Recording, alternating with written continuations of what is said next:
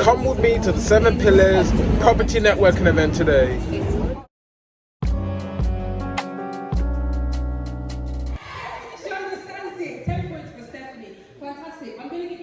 Overview of what's going to be happening tonight, what you guys are going to expect, ETC, okay? But before I do that, I need to know that you guys are excited to be here. If you're excited, say, I'm excited! I'm excited!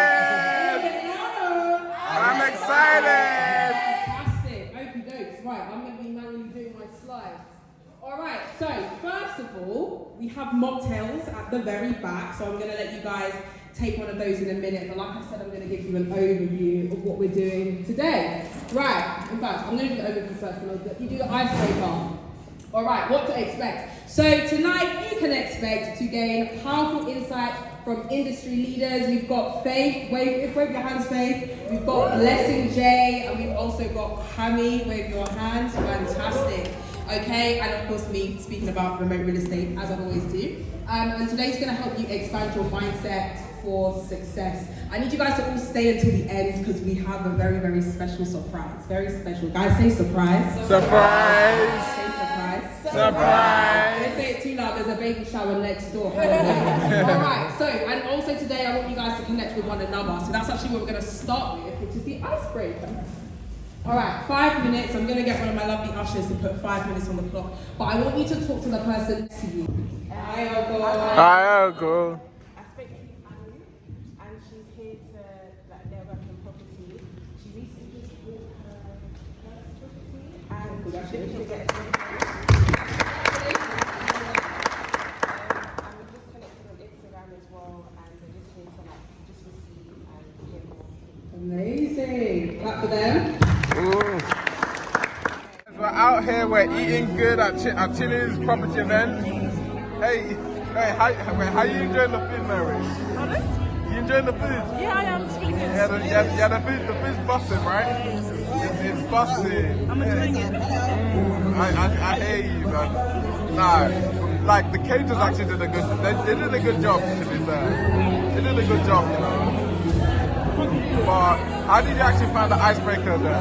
Pardon? How did you find the icebreaker at the start? I didn't actually get to experience it. I came just when it ended, unfortunately. Oh, okay. But I'm sure I would have found it really fun. And getting to know people as well. It's something I like doing. So, yeah. I'm glad I missed it. Yeah, fair enough. But yeah, YouTube, don't actually copyright me, like, because obviously the music in the background, I didn't play the music, so don't copyright me, YouTube. End up doing like a foundation. I end up getting to a foundation foundation degree, for that September. So I'm going into foundation year deep here, and all my friends are going into third year. It's sad, fam. So I was able to, I knew, so while I was researching, I was like, you know what? I'm seeing something here, I invested any bit I had, like my last bits of money. I asked my mum for some money, and I bought some small courses, and they were just telling me, they told me two things. Personal branding and just talk about skill. That's what I heard. Personal branding, talk about skill. Personal branding, talk about skill. So I was like, all right, cool. Okay, a skill. I was like, I don't have any skills. I was like, I like a little bit of like finances and stuff like that. I was like, I'll talk about that. Personal branding, I don't have a personal brand. All I have is 30 people that I know on Snapchat. So I was like, maybe I'll do that. I don't know. I don't know what I'm gonna do, but I'll just try my best. So I just said to myself, once that student money drops though, I'm using that money straight. I'm investing it all straight away. So boom, the student finance money drops. It drops in, and then I just started posting to like 30 people that was on. I was posting about investing. I was just posting. If you believe that mentor is going to get you the results that you're looking for, then it's just going to be a natural shortcut. And don't look at the cost, that cost as the initial cost. Look at the cost of not getting that person. That's the true cost. Because think about how much you're losing out on. And finally, failure isn't the end. As I said, it's feedback.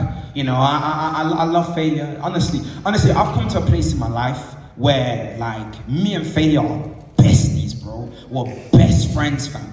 Bro, we meet each other every single day. We're best buds, bro. And again, like, you can see the way that you can hear the confidence and passion when I'm saying this thing. I've lived this, and it's like, This is how this is how no enemy or the devil, nothing, no bad mindset can ever test you. That person I just described, put your hands up if you think that person's nervous in any way, shape or form. Yeah, do you think that person's nervous? Is anyone? Put your hands up. Wait, why? Feel the fear and do it anyway. Okay. You kind of ruined the flow. I was expecting no. Basically, what I wanted to say, I was expecting no. Okay, let me rephrase the question. Put your hands up if you think that person is like not a risk taker. Yeah, or he just has anxiety or something. That's a better question. Has anxiety. Yeah. Anyway, I just wanted to say that person's me, and I just wanted to say that I'm feeling nervous right now. Like I'm actually feeling. In fact, I'll tell you now, I felt more sad that day than losing tens of thousands I've lost in a day. I'm telling you now. Wow. So my dream has always been to be a doctor. So like, it's not even that. My dream is I love helping people. I just love it.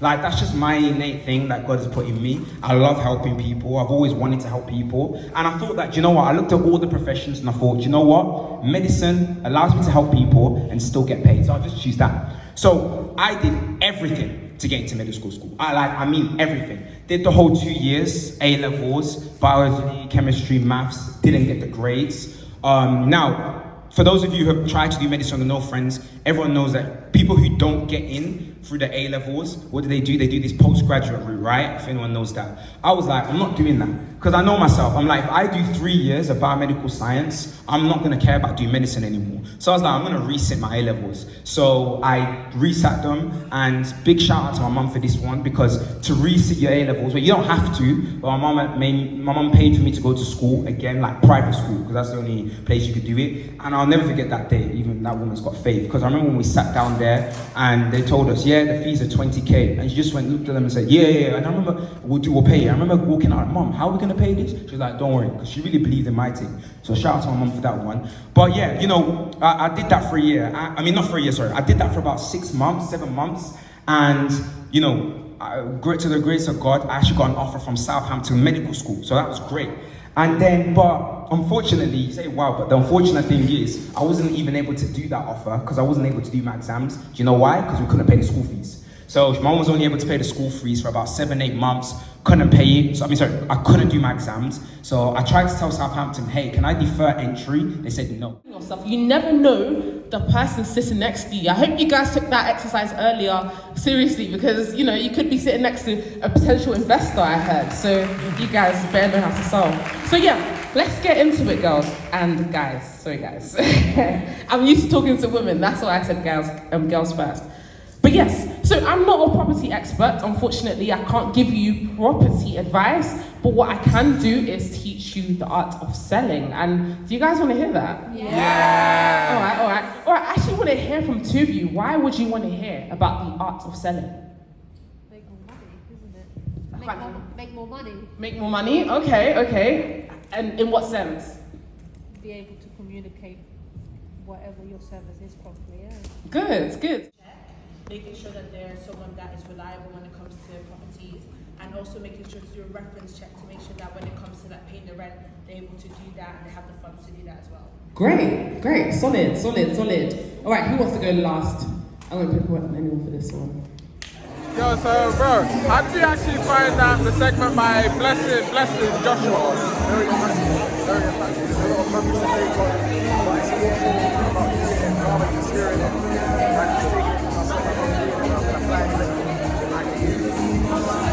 Yes, mainly about taking action and not just hearing it. You get what I mean? And what about the session by this guy, Faith? How did you find out? Very inspiring. Hear about what you did from where you are. It shows that for anyone that's looking to have the application, trust in God. Amen. You know what I mean? Because even like from hearing this story, it was actually impactful, like hearing where he started off, where he started from the bottom and reached to the top. Because people are probably gonna think, oh, he just was doing like well, but people don't know the struggle with entrepreneurship. So, yeah. But yeah, we're just on a bit of a break and stay tuned to the last session. Great at what she does, you know. I think she has a real calling for what she's doing, so it's evident to see. I think a lot of people can testify to that. So by the grace of God as well, I managed to sell my first deal in 3 weeks, which was really, really good. But the knowledge, the skills, the impartation, everything was all added to that final. Each and every single one of you has a purpose, and that's why you're still alive today. There's a reason why when you went to bed last night, you didn't pass away, you woke up this morning, which means that you still have purpose to accomplish and to fulfill. All right? Can I give you a definition of vision in my book? Okay? I define vision as foresight, okay, with insight based on hindsight. Should I do that again? I define vision as foresight with insight based on hindsight, okay? Foresight is you seeing what's to come, okay? And the insight based on hindsight. The reason why I say hindsight is because your tomorrow has already been established by God, okay? So your tomorrow is God's yesterday, all right? So when you come into the realm of vision, you're actually seeing what's already been done. So your vision is a foresight based on the insight of God's hindsight. Does that make sense? So even the fact that you are sitting here today, it has already been programmed by God, and you are, or I hope some of you would have seen this day before, all right? Like before this is funny enough, okay, let me be transparent with you. This is my first ever proper speaking business engagement like this. The tools right in front of you. You have Tinu was a great mentor. You have a phone and you have Wi-Fi. You've even been given access to certain investor lists. You've been taught what to do. But the reason why you're not seeing the results is because your mind is not where it needs to be. As soon as your mind is where it needs to be, you can be like, with just, I'm trying to think of a good example. Let me use myself for example, okay? When I started out my business coaching model, it got to a point that, in fact, let me show you how it came about. It got to a point I was in the car with one of my friends, and we were driving, okay? And she's really good at photography, all right? She's really, really good at photography, okay? And I was in the car and I said, why don't you do something with photography?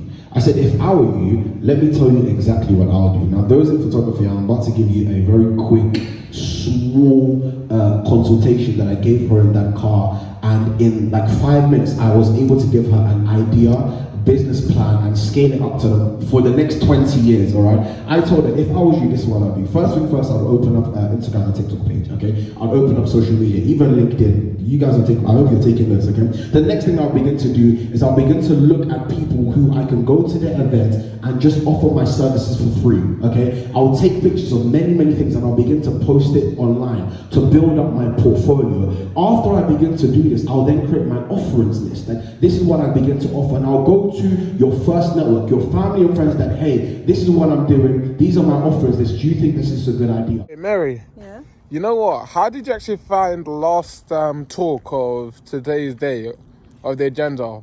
Yeah, it was really, really good, honestly. I enjoyed listening to Pami's wisdom, where he talked about taking action, building your foundations, etc. So that was really inspiring and insightful. And when I get home, I'm going to sit down, think and plan with the Lord and the vision I believe He's placed on my minds, and get people to help me, be around the right community, and most importantly, take action and be consistent with it. Yeah, so, I feel like it was quite inspirational, and he was offering a lot of wisdom and giving you a lot of food for thought. So yeah, that's all for today's night. So adios, amigos.